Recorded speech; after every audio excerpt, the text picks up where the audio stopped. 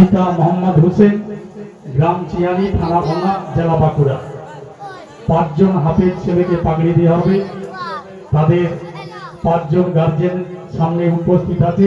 শয়তানের উস্কানিতে নারে তাকবীর, আল্লাহু আকবার, নারে তাকবীর, আল্লাহু আকবার। হাফেজ নজরুল ইসলাম জিন্দাবাদ, হাফেজ নজরুল ইসলাম জিন্দাবাদ। তো হ্যালো গাইস, আসসালামু আলাইকুম সকলকে। তো ব্লগটি সবাই মিলে দেখতে থাকুন আর লাইক শেয়ার করে দিবেন। আমরা যাচ্ছি এখন সালতোড়া বেরিয়েছি।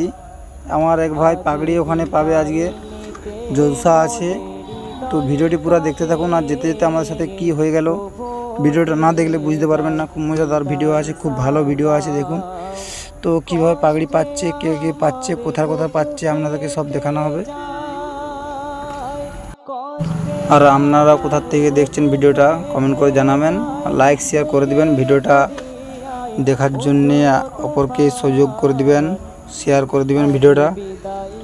আর আমরা এখন বেরিয়ে পড়লাম বিষ্ণুপুর, চলে এলাম আমরা ওভারব্রিজ। তো এত সুন্দর জায়গাটা দেখাচ্ছে, দেখুন এখানে রূপটা দেখুন পুরা।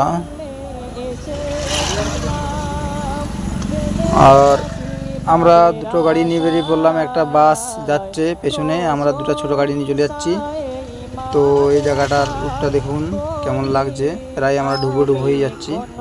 আর যেতে যেতে আমাদের দেখি সামনে রোড জাম করে ফেলেছে একটা ডাম্পারে, তারপর দেখা গেল না রোড জাম করে নাই, সাইড দেওয়ার জন্য সাইড দাঁড়িয়ে গেছে। আর এখানে আমাদের গাড়ির পাতি ভেঙে গেছিলো, লোডের অবস্থা, রাস্তা খুব খারাপ ছিল, সেই দেখুন পাতি ভেঙে গেছে, আমাদের মহা বিপদ। তো এখানে আমরা 2 ঘন্টা দাঁড়িয়ে থাকি, তারপর মিস্ত্রি এসে পর পাতি লাগিয়ে পর আমরা আবার বেরিয়ে পড়লাম জলসার উদ্দেশ্যে। আমরা এখন পৌঁছে গেলাম মসজিদে। তো মসজিদের রূপটা দেখুন খুব সুন্দর লাগছে। আর কমসে কম ভিডিওটা যাই হোক, আপনারা যে যে মসজিদকে ভালোবাসেন সে মসজিদটার জন্য একটা কমেন্ট শেয়ার করে দিবেন। জানি না আপনাদেরকে ভিডিওটা আমার কেমন লাগবে, তবু আমি আর আমার তরফ থেকে আমি বলতে যাচ্ছি ভিডিওটা লাইক শেয়ার করে দিবেন। ভিডিওটা ভালো লাগলে পাশে থাকবেন। তো এই মসজিদটি কে কে দেখেছেন কমেন্ট করে জানাবেন।